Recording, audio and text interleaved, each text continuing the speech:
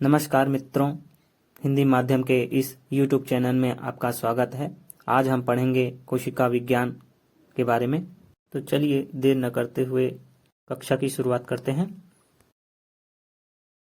कोशिका अर्थात सेल सजीवों की शरीर की रचनात्मक और क्रियात्मक इकाई है। तो सेल जो है सभी जीवों एवं मनुष्यों या कोई भी प्राणी ले सकते हैं, उनकी जो संरचनात्मक इकाई है और क्रियात्मक इकाई वो कोशिका ही होती है। कोशिका का अंग्रेजी शब्द सेल लैटिन भाषा के सेल्यूलर शब्द से लिया गया है, जिसका अर्थ होता है एक छोटा कमरा। तो सेल का अर्थ होता है एक छोटा कमरा, लेकिन कोशिका ही बोलते हैं इसको। और आपने देखा होगा कोशिका एक प्रकार से एक कमरे के ही समान होता है, जिनमें समझ ले लीजिए कि कोई वस्तु पड़ी होती है या कोई और चीज़ पड़ी होती है या आप स्वयं रहते हैं। उसी प्रकार कोशिका के अंदर में आपके कोशिकांग रहते हैं, जैसे माइटोकॉन्ड्रिया, राइबोसोम और विभिन्न प्रकार के कोशिका। तो कोशिका की खोज रॉबर्ट हुक ने 1665 ईस्वी में किया था। उन्होंने एक कार के टुकड़े को लेकर अपने बनाए माइक्रोस्कोप से ही देखा था, और वो जो कार था वो मृत कोशिका थी। तो प्रश्न में ऐसा भी पूछा जाता है कि मृत कोशिका की खोज किसने की थी, तो आपको रॉबर्ट हुक ही निकला है। ठीक है, आपको रॉबर्ट हुक ही लिखना पड़ेगा मृत कोशिका की खोज के। तो चौथा देखिए, अनेक कोशिका मिलकर ऊतक तथा अनेक ऊतक मिलकर अंगों का निर्माण करते हैं। पांचवा देखिए, स्वतः जनन की क्षमता पाई जाती है। तो कोशिकाओं में स्वयं से ही विभाजित होकर नई कोशिका का निर्माण कर लेते हैं। ठीक है, आप देख सकते हैं ये है जंतु कोशिका। इसमें आपको बहुत सारे कोशिकांग मिलेंगे। उसी प्रकार आपका पादप कोशिका भी होती है, जिसमें भी आपको बहुत सारे कोशिकांग मिलेंगे। छठे पॉइंट में देखिए 1674 में एंटोनी वॉन लीवेनहॉक ने जीवित कोशिका का सर्वप्रथम अध्ययन किया था। कोशा अर्थात कोशिका का अध्ययन किया था। 1839 में स्लाइडेन और स्वान ने कोशिका सिद्धांत का विचार प्रस्तुत किया था, यानी सेल थ्योरी दिया था। उसमें कुछ ऐसा था कि जो आपके कोशिका है वो सभी जीव है उन्हीं से मिलकर बनी होती हैं, और कोशिकाएं जो हैं जीवित होती हैं। और ये भी था कि ये जो कोशिकाएं हैं वो अपने पुरानी कोशिकाओं से विभाजन द्वारा बनती हैं और नई कोशिकाएं का निर्माण करती है।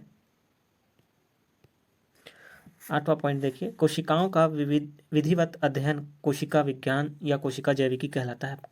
तो कोशिका विज्ञान अर्थात साइटोलॉजी और कोशिका जैविकी अर्थात सेल बायोलॉजी।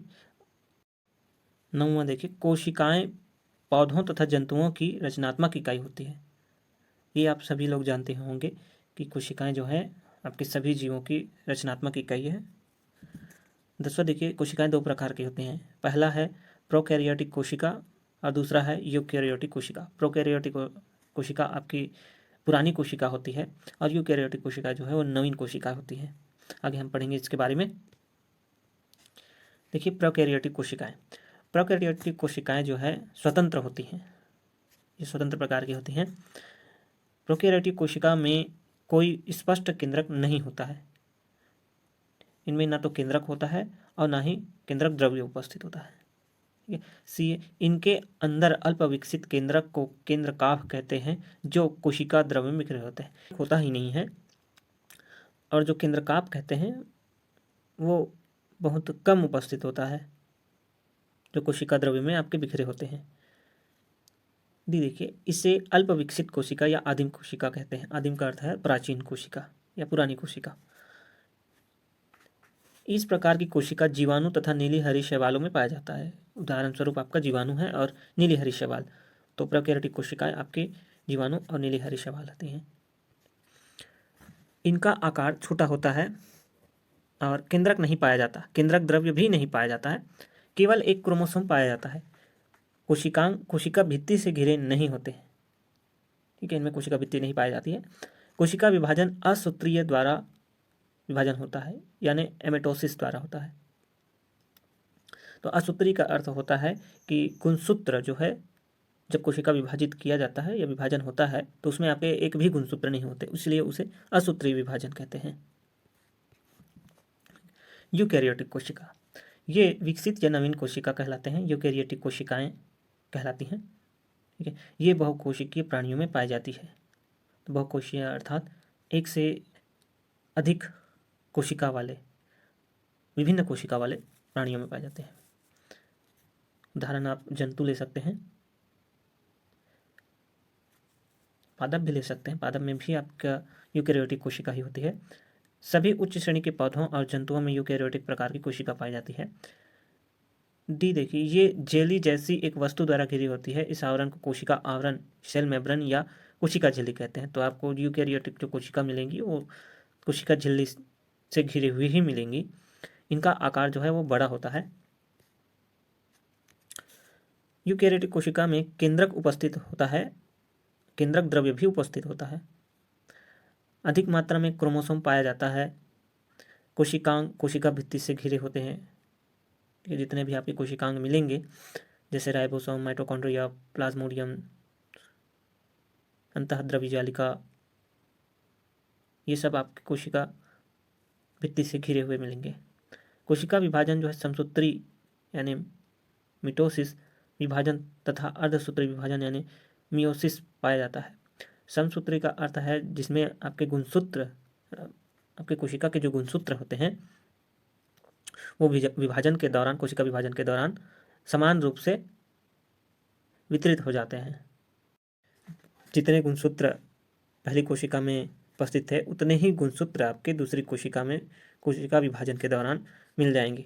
इसे आप समसूत्री विभाजन कहते हैं। और अर्धसूत्री में वो होता है कि एक कोशिका में जितने गुणसूत्र होते हैं तो कोशिका विभाजन के दौरान उनके आधे गुणसूत्र जो है वो दूसरे कोशिका में चले जाते हैं, अर्थात नई कोशिका में चले जाते हैं। इसे अर्धसूत्री विभाजन कहते हैं। कोशिका में अनेक कोशिकांग होते हैं जो अंगों की ऊर्जा विनिमय का कार्य करते हैं। ठीक है, इस प्रकार से आपके यूकैरियोटिक और प्रोकैरियोटिक कोशिका के बारे में जानकारी प्राप्त होगी। यूकैरियोटिक कोशिका और प्रोकैरियोटिक कोशिका की आप संरचना देख सकते हैं।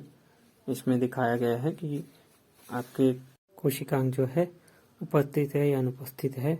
आप इस संरचना में देख सकते हैं कि कौन सी कोशिका विकसित है या नवीन है और कौन सी कोशिका अविकसित है। मिलते हैं अगले वीडियो में। वीडियो अगर अच्छा लगा हो तो लाइक और सब्सक्राइब जरूर करें। Thank you.